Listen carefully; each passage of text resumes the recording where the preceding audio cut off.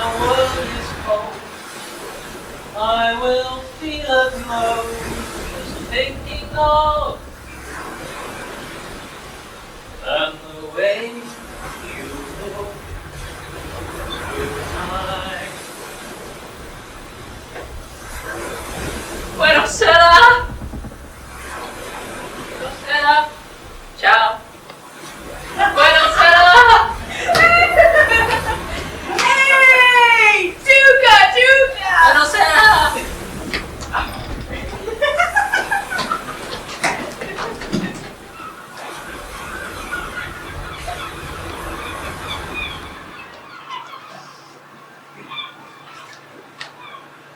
Oh!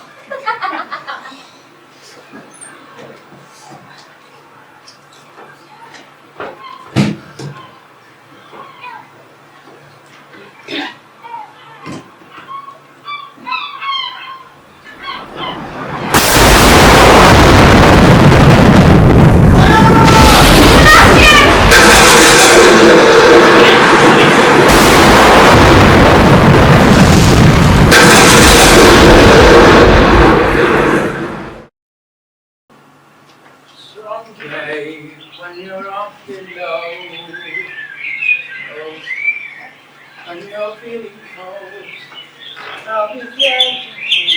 Music with food and love.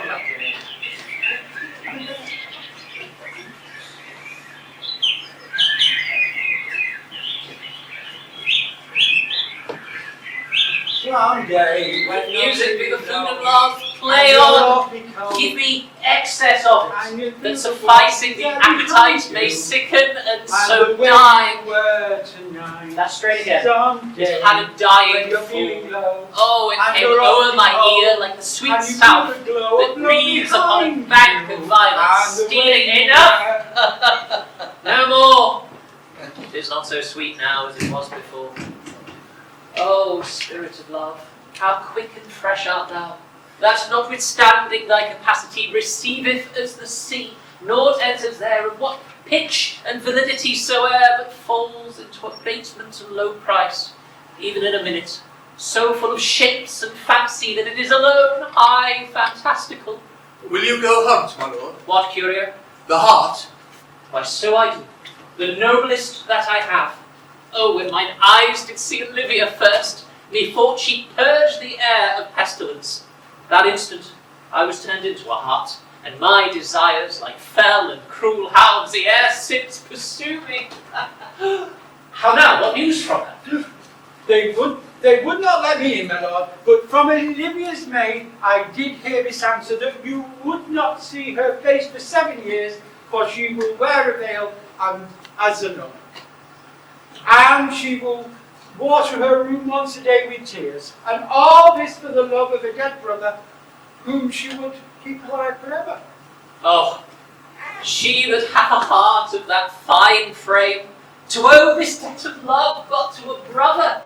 How will she love when the rich golden shaft hath killed the flock of all affections else that live within her? When liver, brain, heart, these sovereign thrones are all supplied and filled with sweet perfections for one self-king. Away before me to sweet beds of flowers. Love thoughts lie rich when canopied with bowers.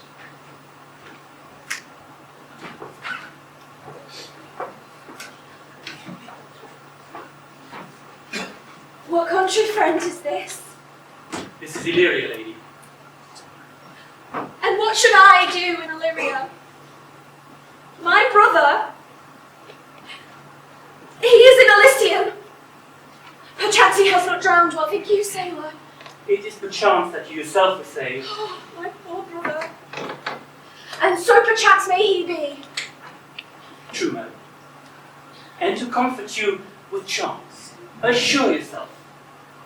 After our ship did split, and you and those poor numbers safely hung on that driving boat, I saw your brother, most provident in peril, bind himself, courage and hope both teaching and practice, to a strong mast that lived upon the sea, where like Arion on the dolphin's back I saw him, hold acquaintance with the waves so long as I can see. For saying so, there's gold. Mine own escape unfolded to my hope, whereto thy speech serves for authority the like of him. Knowest thou this country? Aye, madam, well, for I was bred and born on 3 hours' travel from this very place. Who governs here? A noble duke in nature, as in name, What is his name? Orsino. Orsino. I've heard my father name him. He was a bachelor then. And so is now. Or was so very late, for but a month ago I went from hence, and then 'twas fresh in murmur, as you know, what great ones do the less will prattle of, that he did seek the love of fair Olivia. What's she? A virtuous maid, the daughter of a count that died some 12 months since, then leaving her in the protection of his son, her brother. Shortly also died. And for his dear love, they say, she hath abjured the company in sight of men. Oh, that I served this lady and might not be delivered to the world till I'd made mine own occasion mellow what my estate is. That will hard to compass, because she would admit no camera suit, no, not the duke's. There's a fair behaviour in thee, Captain. And though that nature with a beauteous wall doth oft close in pollution, yet of thee I do believe thou hast a mind that suits with this thy fair and outward character. I pray thee, and I'll pay thee bounteously, conceal me what I am and be my aid, for such disguise shall happily become the fall of my intent. While I'll serve this duke, thou shalt present me as a serving boy to him. It will be worth thy pains, for I can sing and speak to him in many sorts of music that will make me very worth his service. What else mayhap to time I will commit, only shape thou thy silence to my wit. Be you his serving boy, and your mute I'll be. Should my tongue blab, then let mine eyes not see. I thank thee. Lead me on. The death of a brother, so? I'm sure care's an enemy to life. By my troth, Sir Toby, you must come in earlier nights. Your cousin, my lady, takes great exceptions to your allowers. Well, let her accept. Aye, but you must confine yourself within the modest limits of order. Confine? I'll confine myself no finer than I am. These clothes are good enough to drink in, and so be these boots too. And if they be not, let them hang themselves in their own straps. That quaffing and drinking will undo you. I heard my lady talk of it yesterday, and of a foolish knight she brought in one night here to be her wooer. Who? Sir Andrew Agencheek? Aye, he. He's as tall a man as any in the area. What's that to the purpose? Why, he has 3,000 ducats a year. Aye, but he'll have but a year in all those ducats. He's a very fool and a prodigal. Why that you say so of him? He plays the fiddle to gun, boys. He speaks 3 or 4 languages, word for word, without book, and of all the good gifts of nature. He hath indeed. Almost natural. For besides that he's a fool, he's a great quarreller. And but that he hath the gift of a coward to allay the dust he hath in quarrelling. 'Tis thought among the prudent he would quickly have the gift of a grave. They are scoundrels and subtractors that say so of him. Who are they? They that had moreover, he's drunk nightly in your company. With drinking healths to my niece, I'll drink to her as long as the passage in my throat and drink in Illyria. He's a coward and a cloistrel that will not drink to my niece till his brains turn on his toes like a parish dog. Castiliano Vulgo! Here comes Andrew Agueface! Sir Tolbybell, how now, Sir Tolbybell? Sweet Sir Andrew. Bless you, first rude. And you too, sir. Accost, Sir Andrew, accost. What's that? My niece's chambermaid. Good Mistress Accost, I desire better acquaintance. My name is Mary, sir. Good Mistress Mary Accost. O knight, thou mistakes. Accost is front her, board her, woo her, assail her. By my troth, I would not undertake her in this company. Fare thee well, Is gentlemen. that the meaning of the cross? Fair lady, do you think you are fools in hand? Sir, I have not you by the hand. Marry, but you shall have, and here's my hand. Now, sir, I pray you, thought is free. Bring your hand to the buttery bar and let it through. Ooh. Wherefore, sweetheart, what's your metaphor? It's dry, sir. And I'm not such an ass, but I can keep my hand dry. But what is your jest? A dry jest, sir. And are you full of them? Aye, sir. I have them at my fingers' ends. Marry, now I let go your hand, I am barren. Oh, night, thou lack'st a cup of canary. When did I ever see thee so put down? Never in your life, I think, unless you see canary put me down.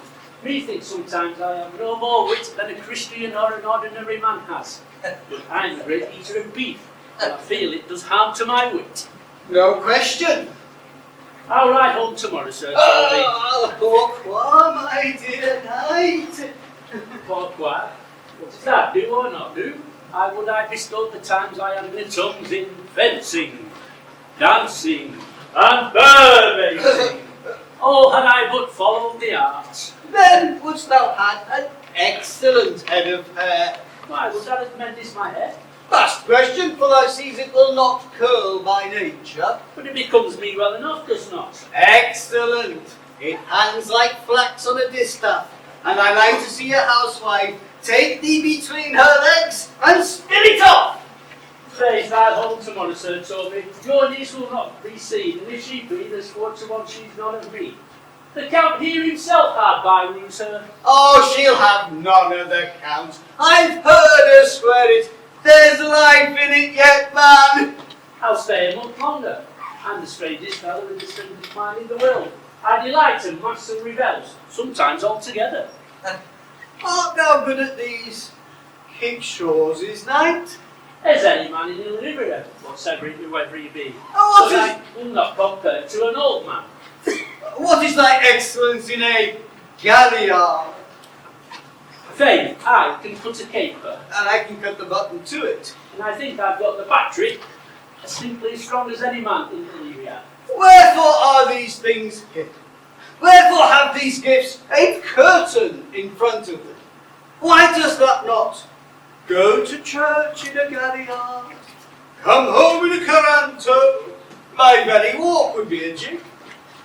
I would not so much as make water without a syncopace. What does thou mean? Is it a world to hide such virtues in?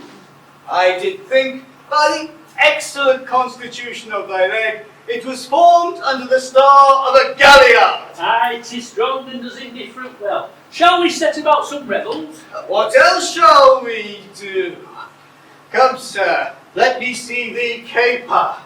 Come on, higher, higher. Excellent, excellent. Happy, happy, happy. Continues these favours towards you, Cesario. You will be much advanced. You have only known him for 3 days. You either fear his humour or my negligence that you call into question the continuance of his love.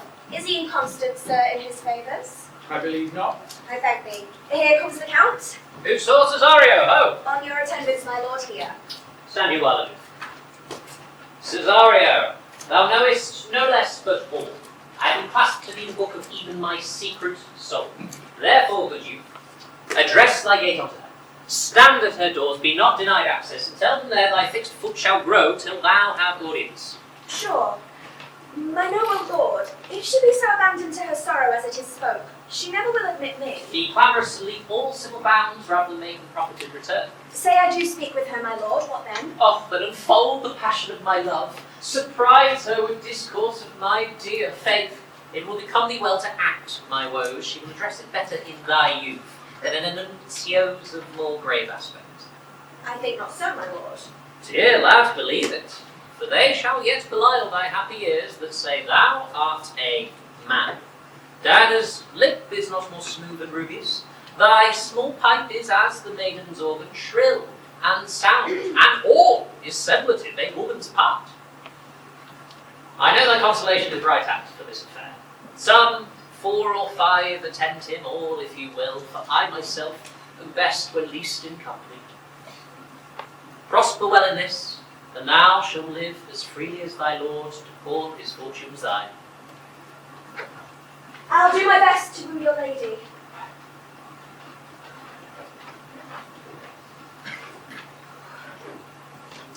It's a baffled strife, where I woo myself would be his wife. Nay, either tell me where thou hast been, or I will not open my lips so wide as a bristle may enter in with thy excuse.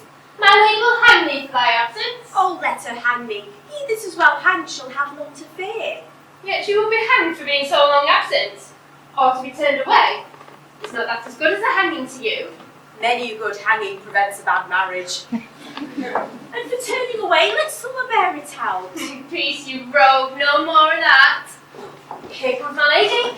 Make your excuses wisely, you are best. Witted be thy will, put me into good fooling. Those wits that think they have thee do very oft prove fools. And I, that am sure I lack thee, may pass for a wise man.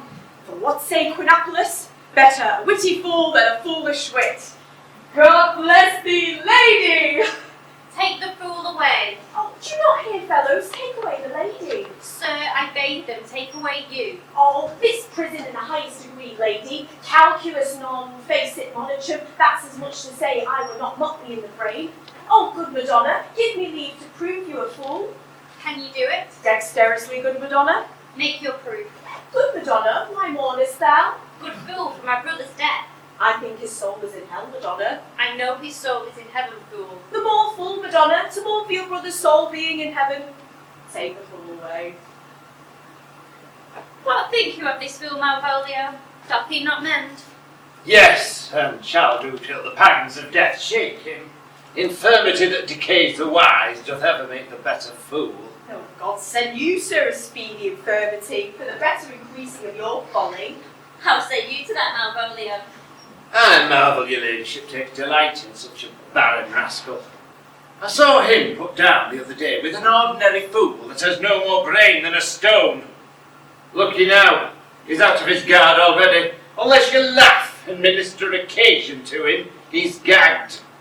I protest, I find these wise men that crow so at these set kind of fools no better than the fools zanies. Oh, you are sick of self-love, Malvolio, and taste with a distempered appetite. There is no slander in an allowed fool, though he do nothing but rail. Madam, there is at the gate a young gentleman much desires to speak with you. From the Count Orsino, is it? I know not, madam. It is a fair young man and well attended. Who of my people hold him in delay? Sir Toby, madam, your kinsman. Fetch him off, I pray you. He speaks nothing but madmen.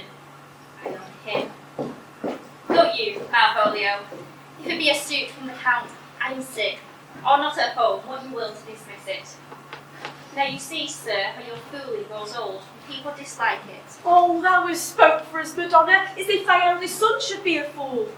For here comes one of thy kin who has the most weak irony, so. Find mine honour half drunk. What is he at the gate, cousin? A gentleman. Gentleman? What gentleman? 'Tis a gentleman. Curse on these pickled herring. How now, stop! Cousin, how have you come so early by this lethargy? Lechery? I defy lechery! There's one at the gate. Aye, married. What is he? Let him be the devil and he will. I care not. What's a drunken man like, fool? Like a drowned man, a fool, and a madman. One draught above heat makes him the fool, the second mads him, the third drowns him. Go down and see the drowner. Let him sit in on my cause, for he's in the 3rd degree of drink. Drowned. Go look after him. Who's but mad yet, Madonna? Oh, and the fool shall look to the madman. Madam, yon young fellow swears he will speak with you. I told him you were sick. He takes on him to understand so much and therefore comes to speak with you. I told him you were asleep. He seems to have a foreknowledge of that too and therefore comes to speak with you. What is to be said to him, lady? He is fortified against any denial. Tell him he shall not speak with me. Has been told so, and says he will stand at your door like a sheriff post to be the supporter to a bench, but he will speak with you. What kind of man is he? Why, mankind. Of what manner of man? A very ill manner. He'll speak with you whether you or no. Of what years and personage is he? Not yet old enough for a man, nor young enough for a boy. As a squash is when 'tis almost a pease cod, or a codling when 'tis almost an apple. 'Tis with him in standing water between boy and man. He is very well favoured, and he speaks very shrewishly. One would think his mother's milk was scarce out of him. Let him approach. Call him my gentlewoman. Gentlewoman! My lady calls. My veil will coat on my face. Will once more hear Orsino's embassy.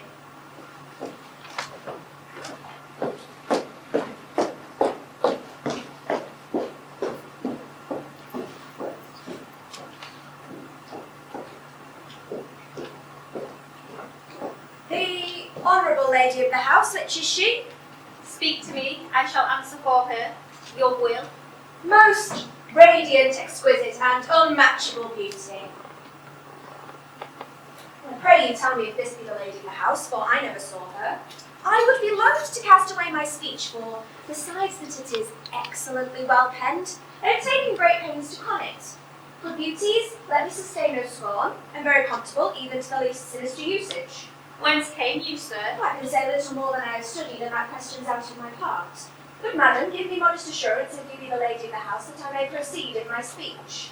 Are you a comedian? No, my profound heart. And yet by the very fangs of malice I swear I am not that I play. Are you the lady of the house? If I do not usurp myself, I am. Most certain if you are she, you do usurp yourself, for what is yours to bestow is not yours to reserve. But this is from my commission.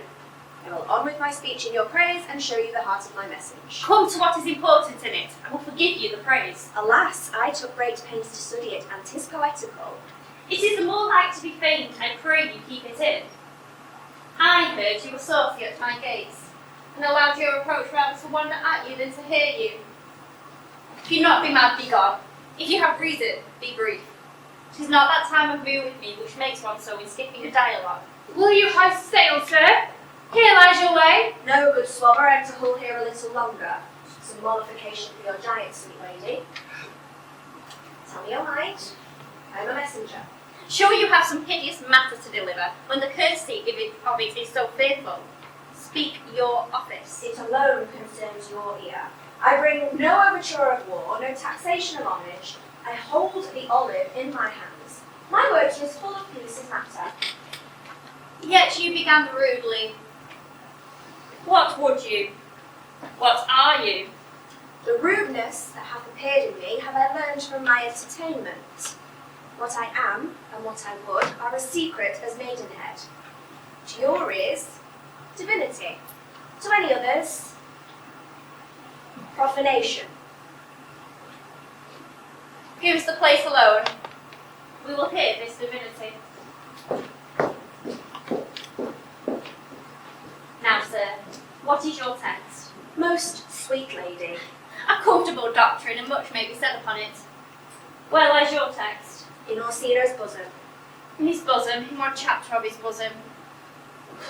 To answer by the method, in the first of his heart. Oh, I have read it. It is heresy. Have you no more to say? Good madam, let me see your face. Have you any commission from your lord to negotiate with my face? You are out of your text. But we will draw the curtain and show you the picture. Look you, sir, such as I one was this present. 'Tis not well done. Excellently done, if God did all. 'Tis in grain, sir. 'Twill endure wind and weather. 'Tis beauty truly blent, whose red and white nature's own sweet cunning laid on. Lady, you are the cruelest she alive if you will lead these graces to the grave and leave the world no copy. Oh, sir, I will not be so hard-hearted. I will send out diverse schedules of my beauty. It shall be inventoried, and every particle labelled and utensil to my will. As item, 2 lips in different red. Item, 2 great eyes with lids to them. Item, 1 neck, 1 chin, and so forth. Were you sent hither to praise me? I see what you are. You are too proud. But you are the devil, you are fair. My lord and master loves you. Such love could be but recompense though you were crowned the non-peril of beauty. How does he love me? With adoration's fertile tears, with groans that thunder love, with sighs of fire. Your lord does know my mind. I cannot love him. Yet I suppose him virtuous, know him noble, of great estate, of fresh and stainless youth, in voices well divulged, free learned and valiant, a gracious person. But I cannot love him. He might have took his answer long ago. If I loved you in my master's flame, with such a suffering, such a deadly life, in your denial, I would not see sense. I would not understand it. Why, what would you? Make me a willow cabin at your gate, and call upon my soul within the house. Write loyal cantons of contented love, and sing them loud, even in the dead of night. Hallow your name to the reverberate hills, and let the babbling gossip of the air cry out, Olivia! And you should not rest between the elements of air and earth. You should pity me. You might do much. What is your parentage? Above my fortunes, yet my state as well. I am a gentleman. Get you to your lord. I cannot love him, let him send no more, unless perchance you come to me again to tell me how he takes it. Fare you well. I thank thee for thy pains, spend this for me. I am no feed post lady, keep your promise. My master, not myself, lacks recompense. Love make his heart afraid that you can love, and let your fervour, like my master's, be placed in contempt. Farewell, fair cruelty. Do to give thee fivefold blazon. Not so fast, soft, soft. Unless the master were the man, how now, even so quickly may one catch the plague? Methink I feel these youth perfections, with an invisible and subtle stealth creep in at mine eyes. Well, let it be. What ho, Malvolio? Here, madam, at your service. Run after that same previous messenger, the county's man. He left this ring behind him. Would I or not, tell him I'll none of it. Desire him not to flatter with his lord, or hold him up with hopes. I am not for him. If that the youth were to come this way tomorrow, I'll give him reason for it. Hie thee, Malvolio. Madam, I will. I know not what, and fear to find. Mine I'm too great a flatterer for my mind. Fate, show thy force, ourselves we do not owe. What decreed must be, and be this so. Will you not stay a day longer? Will you not let I not go with you? By your patience, no! My stars shine darkly over me. The malignancy of my fate might perhaps distemper yours. I must therefore crave of you your leave so that I may bear my evils alone. It would be a bad recompense of your love to lay any of them upon you. Will you at least let me know whether you are bound? No sooth, sir. My determinate voyage is mere extravagancy.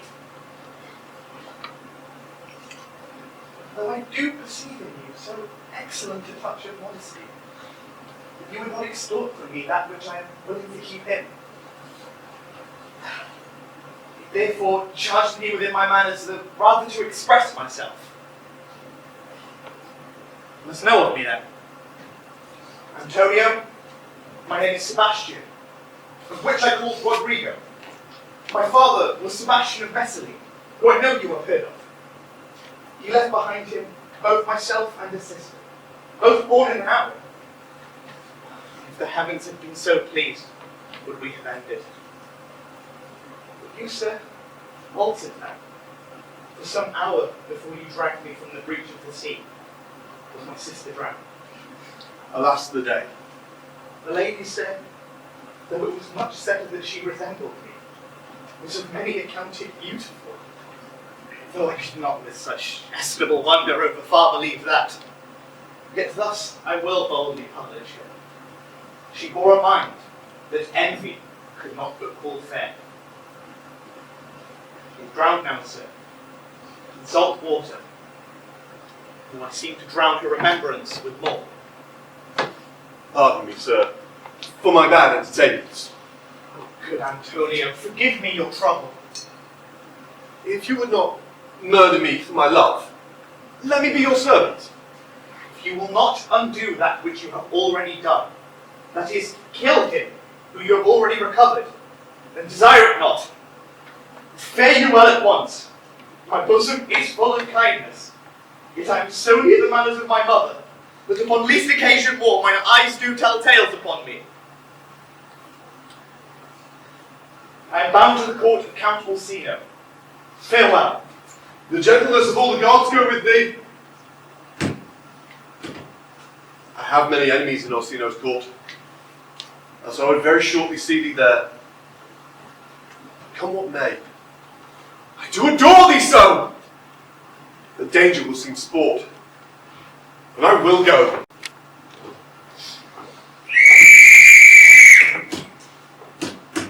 Were you not even now with the Countess Olivia? Even now, sir, on a moderate pace, I've arrived since but hither.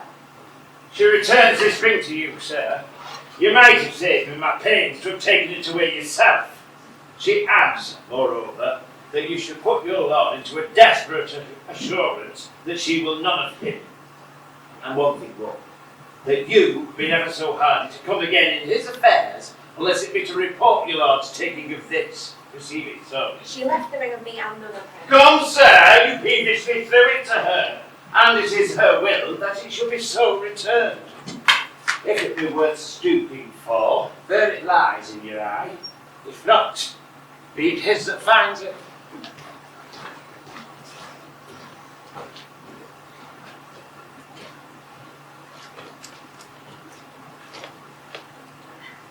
I left no ring with her.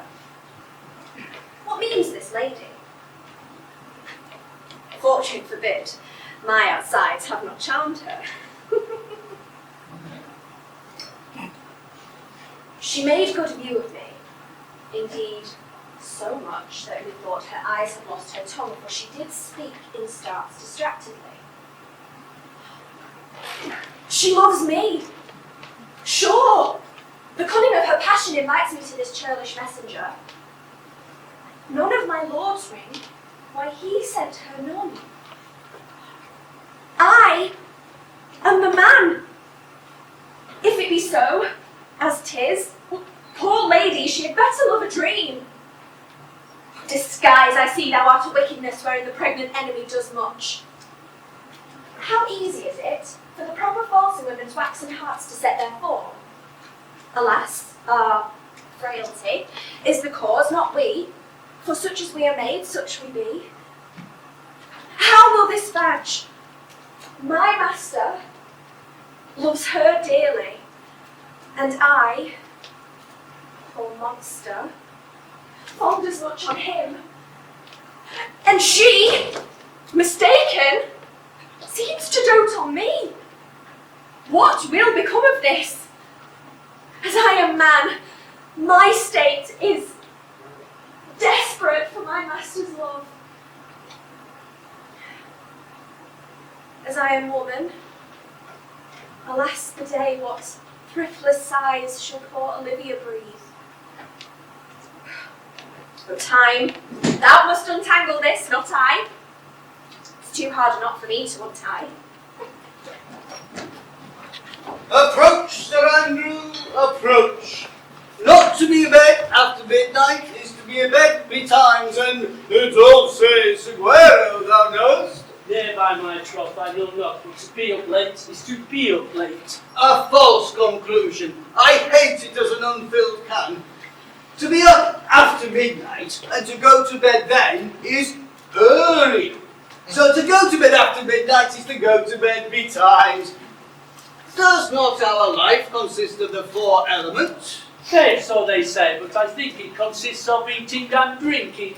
thou art a scholar. Let us therefore eat and drink. Marianne, I say, a stoup of wine.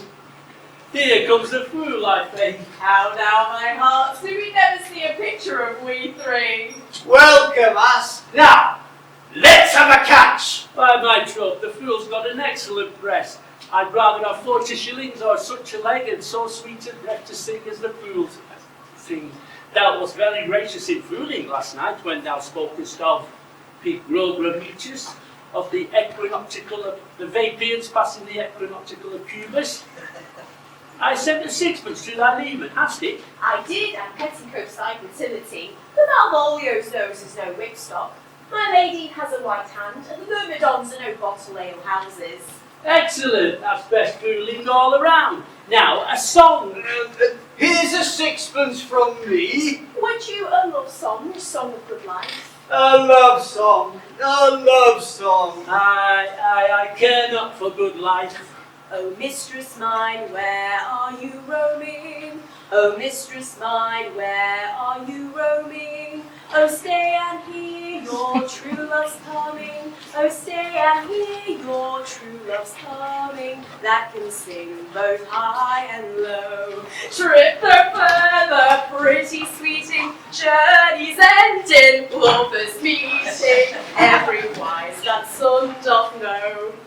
Excellent, good I think. Good, good. What is love? 'Tis not hereafter. What is love? 'Tis not hereafter. Present mirth hath present laughter. Present mirth hath present laughter. What's to come is still unsure.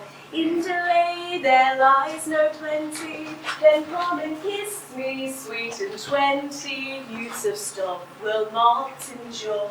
A mellifluous voice as I have true night. A very contagious breath. Very sweet and contagious, I think. To hear by the nose is dulcet in contagion. But shall we make the welkin dance indeed? Shall we rouse the night owl with a catch that will draw 3 souls from one weaver? Shall we do that? And you love me, let's do it. I'm dog with a cat. Come, fool, it begins. Hold thy peace. I shall never begin if I hold my peace. Come, begin. Hold thy peace, I prithee, hold thy peace. Loudly, loudly, I prithee, hold thy peace. Hold thy peace, I prithee, hold thy peace. Loudly, loudly. What a caterwauling you keep here! If my lady had not called up her steward Malvolio and bid him turn you out of doors, never trust me! 3 merry men and 3 merry men and 3 merry men are we. Am I not consanguineous? Am I not of her blood? There dwelt a man in Babylon, lady, lady. Truly, the night's an admirable falling. And he does well when he's been disposed, and so do I too. He does it with a better grace, but I do it more natural. On the 12th day of December,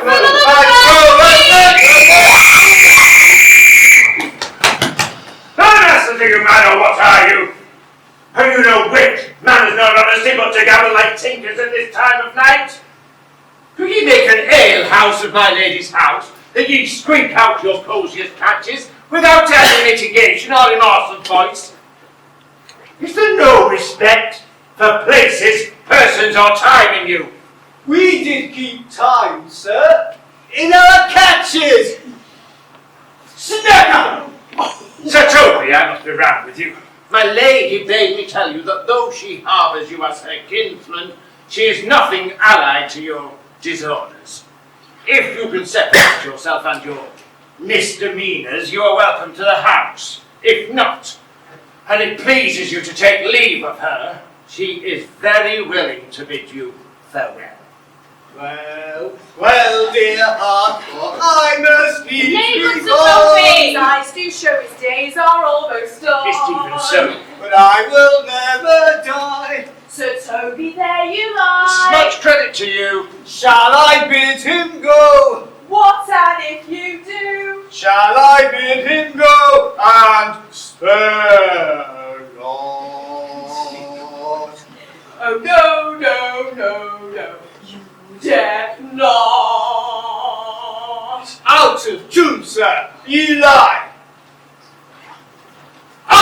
any more than a steward. Dost thou think because thou art virtuous, there'll be no more cakes and ale? Yes, by St. Anne, and ginger shall be hotted now too. Thou art in the right. Go, sir, rub your chain in crumbs. A stoup of wine, Marianne. Mistress Mary, if you prize my lady favourite anything more than contempt, you would not give means to this uncivil rule. She shall know of it by this hand. Go shakers! Where is good a deed is to drink when a man's so hungry to challenge him in the field and then breaks his promise and makes a fool of him? Do it, knight. I'll write thee a challenge, or deliver thy indignation by word of mouth. Sweet Sir Toby, be patient for tonight. Since the youth of the Count's was today with my lady, she is much out of quiet. For Monsieur Malvolio, let me alone with him. If I do not gull him into a nailhead and make him a common recreation, do not think I have wit enough to lie straight in my bed. I know I can do it. Possessors, tell us something of him. Marry, sir, sometimes he is a kind of Puritan. Oh, if I thought that I would beat him like a dog. But being a Puritan, the exquisite reason, dear knight. I have no exquisite reason for it, but I've got reason good enough. A time pleaser, an affectionate ass that can state without book and utters it by great swathes, the best persuaded of himself, so crammed, as he thinks, with excellencies, that it is his grounds of faith that all that look on him love him, and only advising him will my revenge find notable cause to work. What wilt thou do? I will drop in his way some obscure epistles of love. I can write very like my lady or niece. On a forgotten matter, we can hardly make distinction of our hands. I smell a device. I have it in my nose too. He shall think, by the letters that thou drops, they come from my niece, and that she is in love with him. My purpose is indeed a horse of that colour. And your horse now will make him an ass. Ass, I doubt not. Oh, 'twill be admirable. Sport royal, I warrant you. I will plant you two, and let Fabio make a third where he shall find the letter. Observe his construction of it. For this night, to bed and dream on the event. Farewell. Good night, Amphicelia. Before me, she's a good wench. She's a beagle true bred, and one that adores me. What of that? I was adored once too. Come, knight, we must go to bed. If I can, Thou hast needs to send for more money, knight. if I cannot recover your peace, I'm a foul way out. Send for more money, knight. If thou hast not in the end, call me cut. If I do not, you will trust me. Take it how you will. I must drink some more wine. 'Tis too late to go to bed. Come, knight! Come, knight! Come! Now, good Cesario, put that piece of song, that old and antic song we heard last night, methought it did relieve my passions much, more than light airs and recollected tunes of these most brisk and giddy-paced times. Come, but one verse. He's not here, so please your lordship. Doth sing it. Who was it? Festus the jester. A fool that my lady Olivia's father took much delight in. He is about the house. Seek him out and lay the tune the while.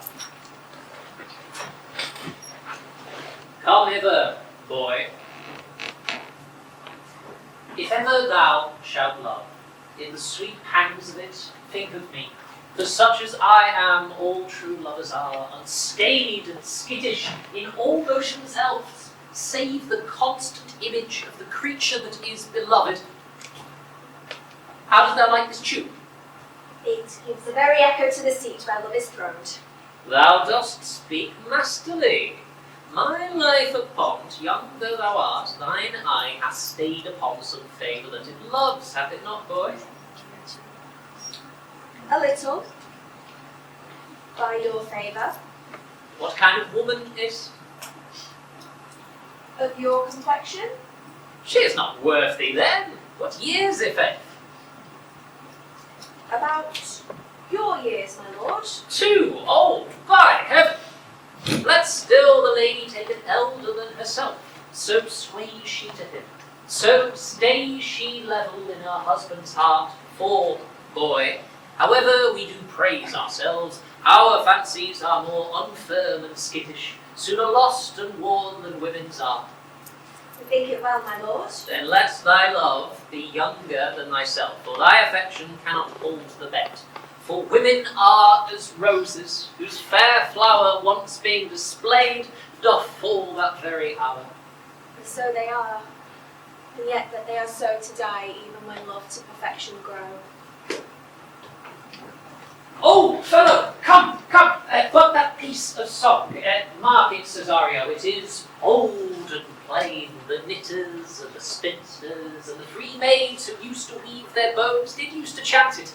It is silly sooth, and dallies with the innocence of love like the old age. Are you ready, sir? I prithee sing. Come away, death, and in sad cypress let me be laid. Fly away, breath, I am slain by a fair cruel maid. My shroud of white stock o'er with you, oh prepare it, my part of death no one so true did share it. Not a flower sweet, on my black coffin let there be strown. Not a friend greets my poor corpse, for my bones shall be thrown. A thousand sighs to say, lay me home, where sad true love never find my grave. To weep there.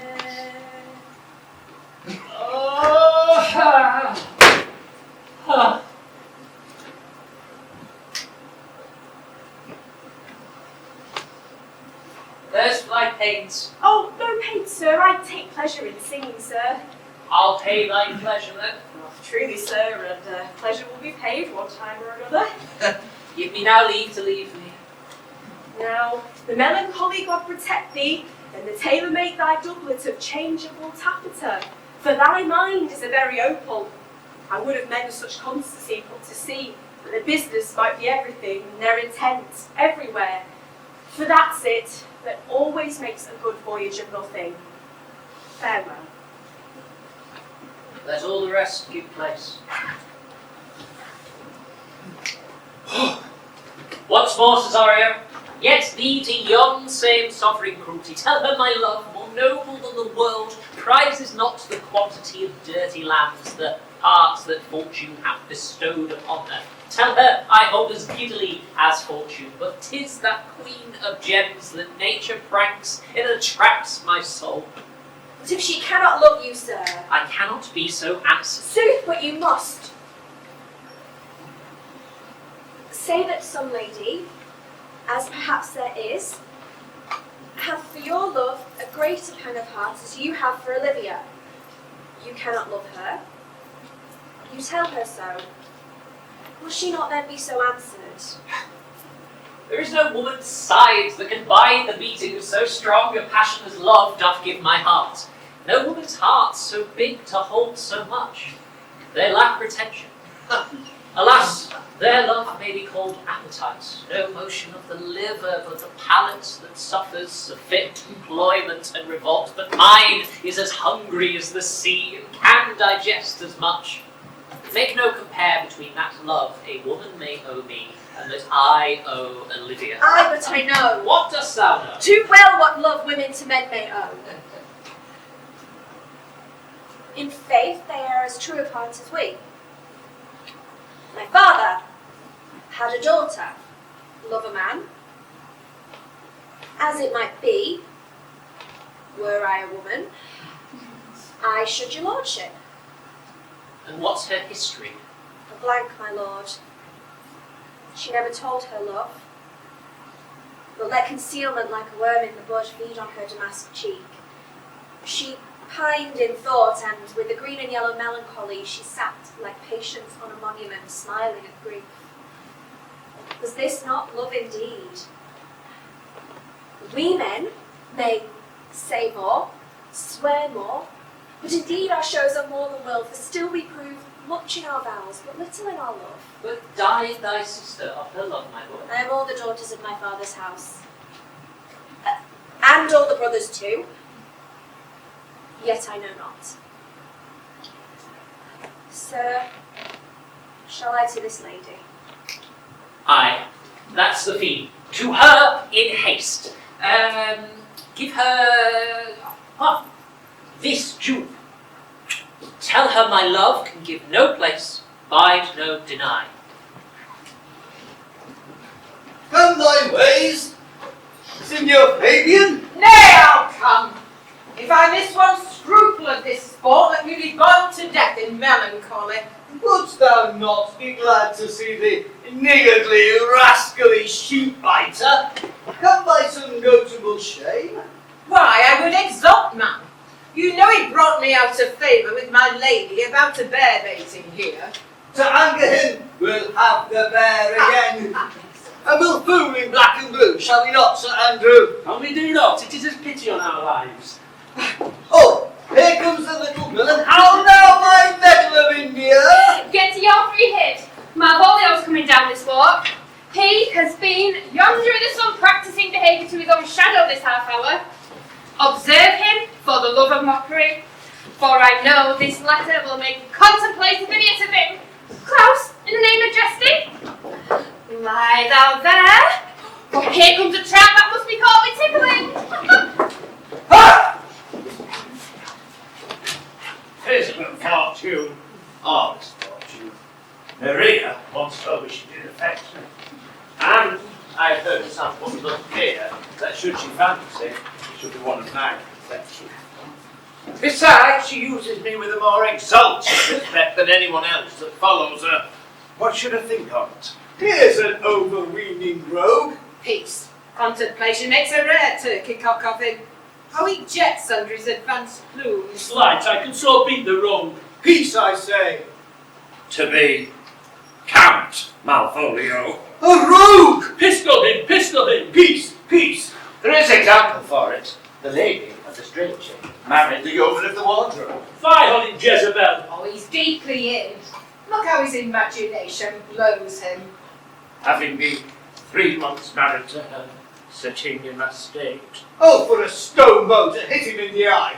calling my officers about me in my branched velvet gown, having come from a daybed where I have left Olivia, sleeping. Fire and brimstone! Peace, peace. And then to have the humour of state, and after a demure travail of regard, telling them I know my place, as I would they should do theirs, to ask for my kinsman Toby. Bonds and shackles! Peace, peace. Now. Now. 7 of my people with an obedient start make out for him. I frown the while, or perchance wind up my watch, or play with my some rich jewel. Toby approaches, curtsies there to me. Shall this fellow live? Peace. Though the outsiders be drawn from us with cause, yet peace. I extend my hand to him thus, quenching my familiar smile with an austere regard of control, And does not Toby take thee a blow at the lips then? saying, Cousin Toby, my fortunes having cast me on your knees, give me this prerogative of speech. What? What? You must amend your drunkenness. Oh, scab! Patience while we break the sinews of our plots. Besides, you waste a treasure of your time with a foolish knight. That's me, I warrant you. One Sir Andrew. 'Twas new, 'twas I, how many do call me fool? What employment have we here? Now is the woodcock near the gin? Peace, and let the spirit of humours intimate reading aloud to him. By my life, this is my lady's hand. These be her very C's, her U's and her T's, and thus makes she her great P's. It is in contempt of question her hand. Her C's, her U's, and her T's, why that? To the unknown beloved, this and my good wishes are their phrases. By your leave, wax soft, and the pressure her increase with which he uses to seal. 'Tis my lady. This wins it, liver and all. To whom should this be? Jove knows I love, but who? Lips do not move, no man must know, no man must know. What follow, no man must know. If this should be very malfolio. I may command where I adore, but silence like a increased knife, with bloodless stroke my heart doth go. M-O-A-I doth sway my life. The fustian wriggle. Excellent wench, say I. M-O-A-I doth sway my life. Nay, but first let me see. What dish of poison has she served him? I may command where I adore. Why, she may command me. I serve her, she is my lady. When this is evident to any formal capacity, there's no obstruction to this. And the end, what should that alphabetical position portend? If I could make that resemble something in me, softly. M-O-A-I. Oh, I make up that. He's now at a cold scent. Ha! But the hand shall cry on it for all that, though he be as rank as a fox. Malvolio! Why, that begins my name. Did I not say he would work it out? The cur is excellent at faults. But then there is no consonancy in the sequel. That suffers under probation. A should follow, but O does. And O should end it, I hope. Or I'll cudgel him and make him cry, oh! And then I comes behind. Aye, and if you had an eye behind, you would see more distraction at your heels than fortune before you. M-O-A-I. This simulation is not as the former, and yet, to crush it a little, it would bow to me, for every one of these letters is in my name. Softly. Oh, here follows prose. If this fall into thy hand, revolve.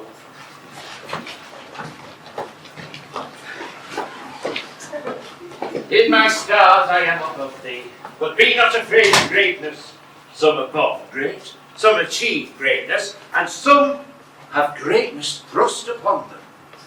Thy fates open their hands, let thy blood and spirit embrace them, and to inure thyself to what thou art like to be, cast thy humble slough and appear fresh.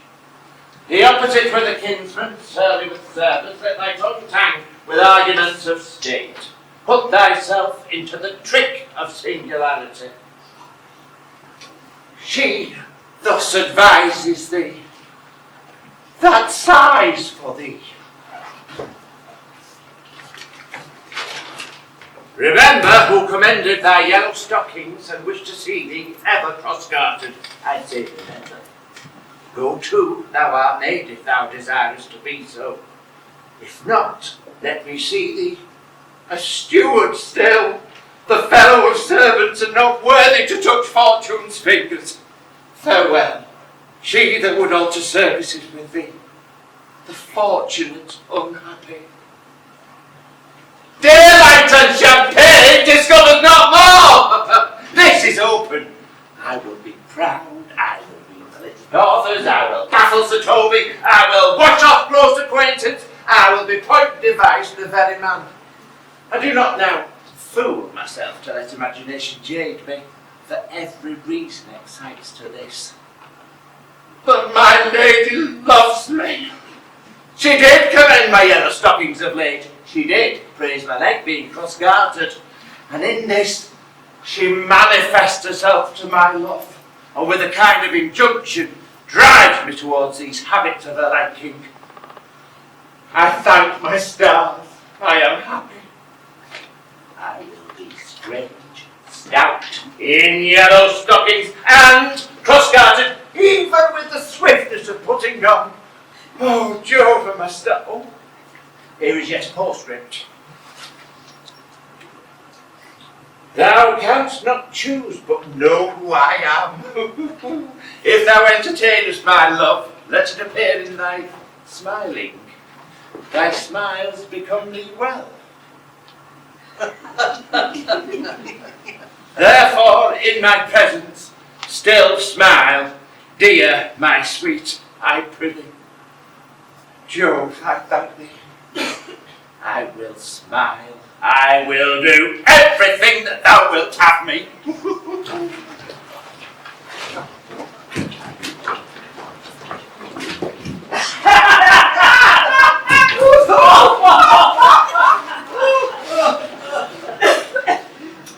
I would not give my part in this sport for a pension of thousands paid by the Sophie. I could marry the wench for this device, And so could I too. and ask no other dowry but such another jest. Nor I neither. And here is the noble goal catcher. Wilt thou lay thy foot upon my neck? Nor mine, nor I either. Shall I play my freedom a traitor and become thy bond slave? I faith, or I either. Why, thou hast put him in such a dream that when the image of it leaves him, he must run mad. Nay, but say true. Does it work upon him? Like aqua vita with a midwife. If you will then see the fruits of the sport mark his first approach before my lady, he will come to her in yellow stockings, and 'tis a colour she abhors, and cross-gartered, a fashion she detests, and he will smile upon her, which is now so unsuitable to her disposition, being addicted to a melancholy as she is, that it cannot but turn him into a If you will see it, follow me. To the gates of Tartar, my most excellent devil of wit. And I'll make one too. Save thee, friend, and thy music. Dost thou live by thy tabor? And you, sir? Art not thou the Lady Olivia's fool? No, indeed, sir. The Lady Olivia has no folly. She will keep no fool, sir, till she be married. And fools are as like husbands as pilchards are to herrings. The husband's the bigger. I'm indeed not her fool, but her corrupter of words. I saw thee late at the Count Orsino's. Foolery, sir, does walk about the orb like the sun. It shines everywhere. Nay, and thou press upon me, I'll no more with thee. Hold. There's expenses for thee.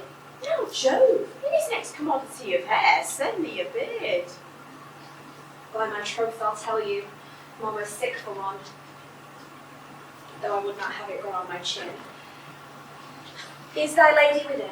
Would not a pair of these have bread, sir? Yes, being kept together and put to use. I would play Lord Pandarus of Phrygia to bring this Cressida to this Troilus. I understand you, sir. 'Tis well begged. The matter, I hope, is not great, sir. Begging but a beggar. Cressida was a beggar.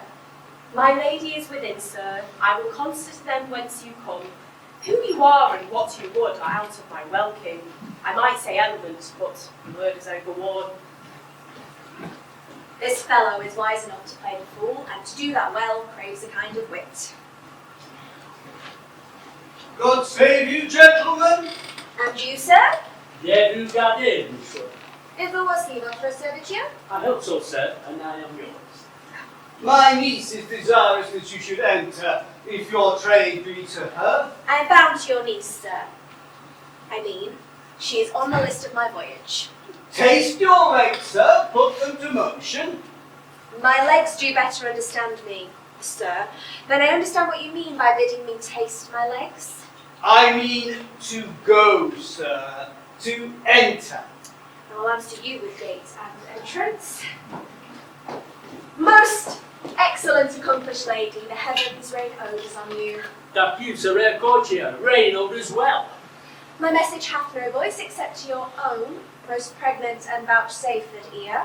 Orders, pregnant, vouchsafe, I'll get 'em all, 3 already. Let the garden door be shut and leave me to my hearing.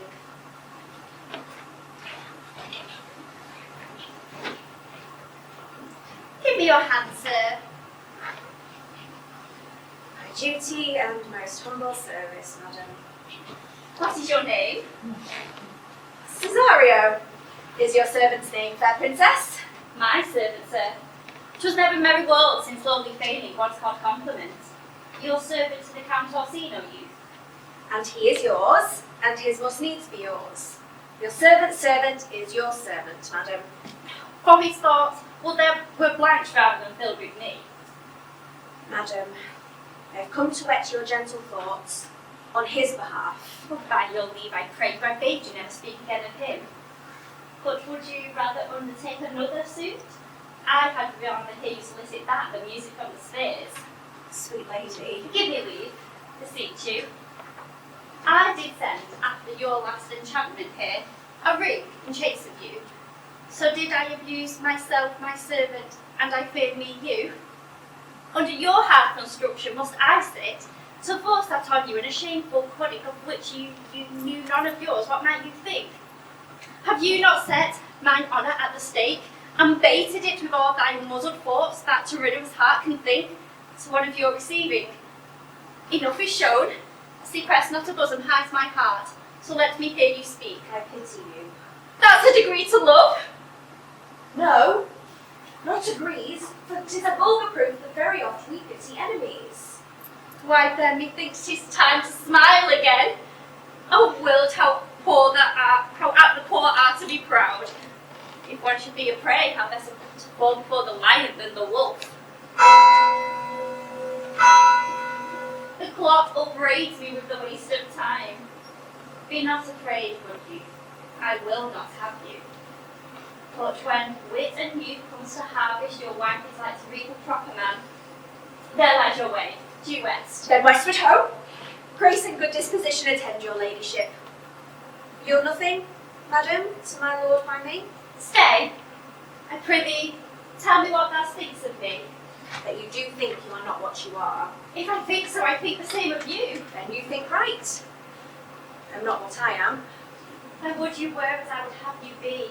Would it be better, madam, than I am? I think it might, for now I am your fool.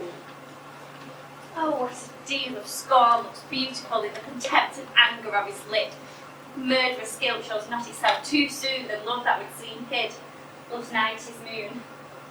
Cesario, by the roses of the spring, by maidhood, honour, truth, and everything, I love thee, so that maugre all thy pride, no wit, no reason can my passion hide. Do not extort my reasons from this clause, for that I woo, though therefore has no clause, but rather reason those with reason better. Love sought is good, but given unsought better. By my innocence I swear, and by my youth I have one heart, one bosom, and one truth, and no woman has, nor never none shall mistress be of it, save I alone. So adieu, good madam. Never more will I my master's tears to you deplore. Here come again, for thou perhaps mayst move that heart with no water like his love.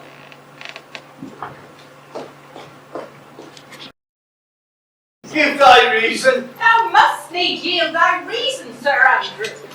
Marry, your niece has given the camp-serving man more favours than he's ever bestowed upon me. I saw it in orchard. Did she see thee the while, old boy? Tell me that. As plain as I see you now. Then that is great argument of love in her towards you. Slight, will you make an ass of me? I will prove it legitimate, sir, by oaths of judgment and reason. And they have been grand jurymen since before Noah was a sailor. She did show favour to the youth in your sight, to exasperate you, to awake your dormouse valour, to put fire in your heart and brimstone in your liver. You should have accosted her, and with excellent jest you fired from the mint, banged the youth into dumbness. This was called for at your hand, and it was balked. The twin guilt of opportunity you let time wash off, and so you sailed into the north of my lady's opinion, where you hang like an icicle off a Dutchman's beard, unless you do redeem yourself by some laudable attempt at valour or policy. At me anyway, but it must be with valour, for policy I hate. Why then? Build me thy fortunes upon the basis of valour. Go challenge me, the Count's youth, to fight with him. Hurt him in 11 places. My niece shall take note of it. and assure thyself, there is no love broker in all the world can more prevail in man's commendation than women than report of valour. There's no way but this, Sir Andrew. Will either of you bear me a challenge to him? Go write it in a martial hand, be cursed and brief. Taunt him with the license of ink about it. Where shall I find you? We'll see the at the cabot show. Go! He's a dear mannequin to you, Sir Toby. He has been dear to me, lad. Some 2,000 strong or more. And you'll get a rare letter from him, but you'll not deliver it. Never doubt me then, and by all means stir on the youth to answer. I think Oxon and Wainwright cannot hail them together. And as for Andrew, if he were open, and you found so much blood in his liver, to clot the foot of a flea, I'll eat the rest of the anatomy. And he's opposite the youth, shows in his visage no presage of cruelty.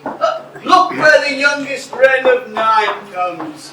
If you desire the spleen and will laugh yourselves into stitches, follow me.